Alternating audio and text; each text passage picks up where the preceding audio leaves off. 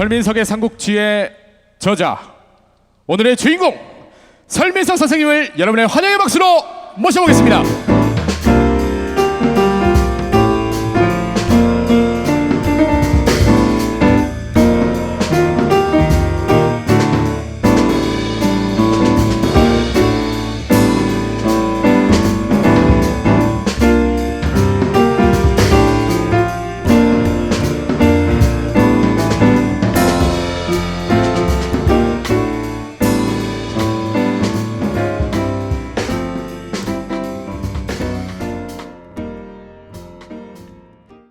사랑하는 삼국지 독자 여러분들 안녕하십니까? 저는 24년간 이 땅에서 역사를 공부하고 제가 느끼고 깨달은 것을 함께 나누고 있는 일을 하고 있는 설민석입니다. 반갑습니다.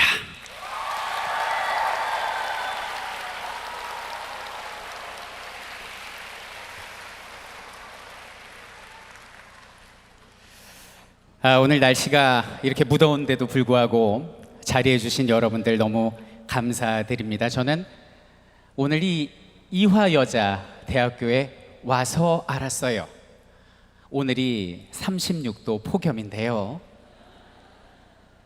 저 하늘의 태양보다 우리의 우정과 의리와 사랑이 더 뜨겁다는 것을 여기 와서 알게 됐습니다.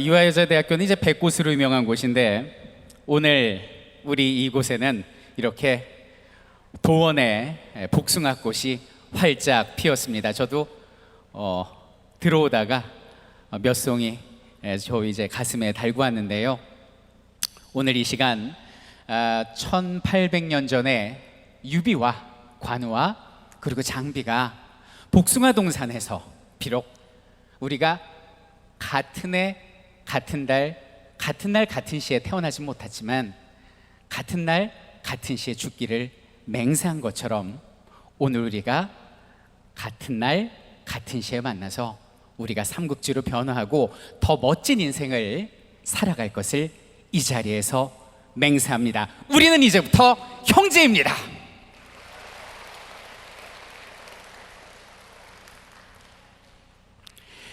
자, 이제 삼국지 강연 들어가기 전에 간단히 그 머릿말에 일단 삼국지가 무엇인지부터 우리가 좀 살펴보도록 하겠습니다.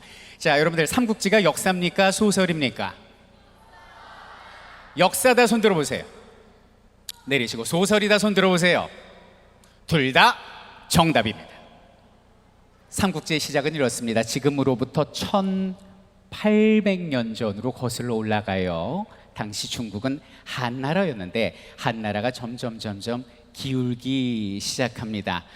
그때 한나라가 기우니까 여기저기서 역적들이 들고 일어나고, 그 역적들을 토벌하기 위해서 일어난 젊은 영웅들이 벌인 대서사시가 삼국지가 되는데요, 결국 한나라는 망하게 되고, 이 세 명의 영웅이 처음에는 우리처럼 평범한 사람들이었는데 태어날 때는 내가 영웅이나 황제가 될지 몰랐던 그 사람들이 훗날 위나라, 총나라, 오나라로 나뉘어서 삼국을 평정하게 되는 이야기, 이것이 바로 삼국지가 되겠습니다. 자, 근데 이제 실제 역사다 보니까 위초고가 지금 보이고 있죠. 제일 위에 있는 사람이 누구예요? 조조입니다. 조조처럼 생겼지요.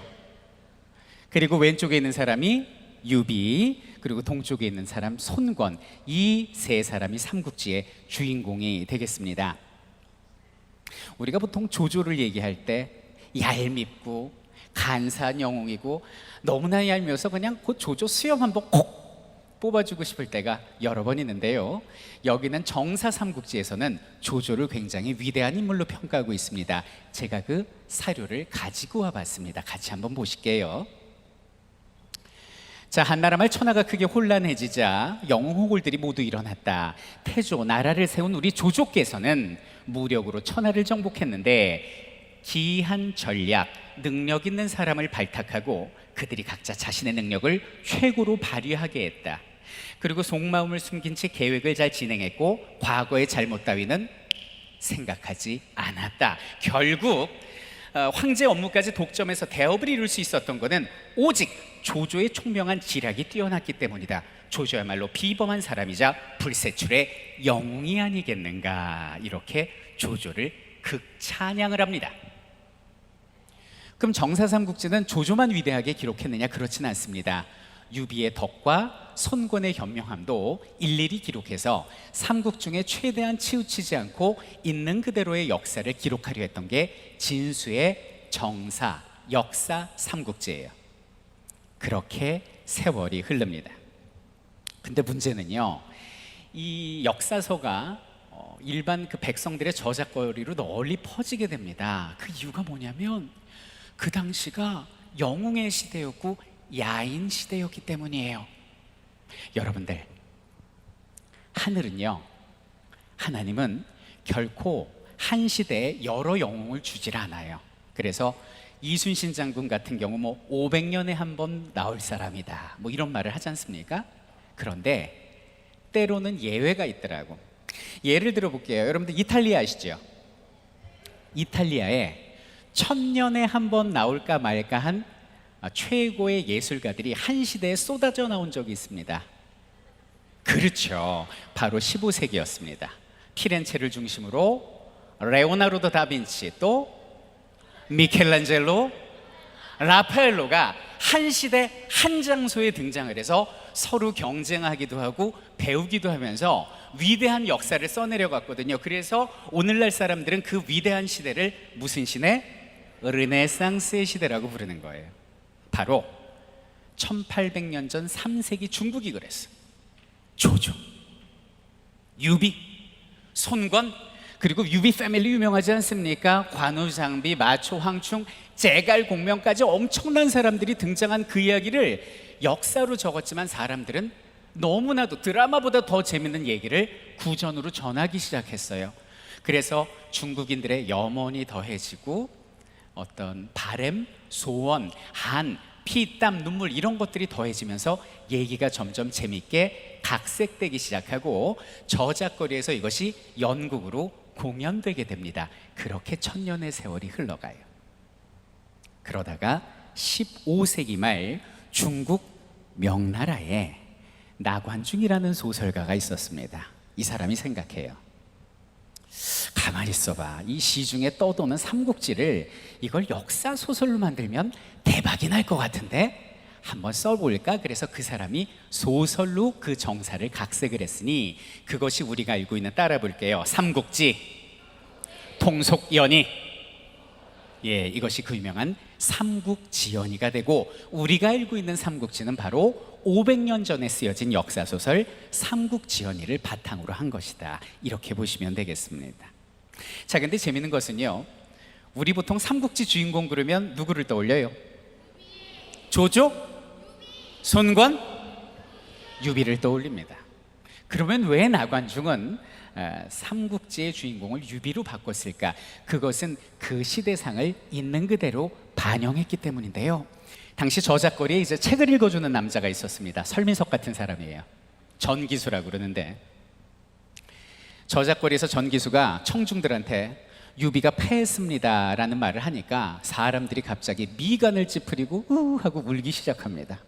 그러다 장면이 바뀌어서 조조가 패했다 그러니까 저작거리 사람들이 만세를 외쳤다는 거야.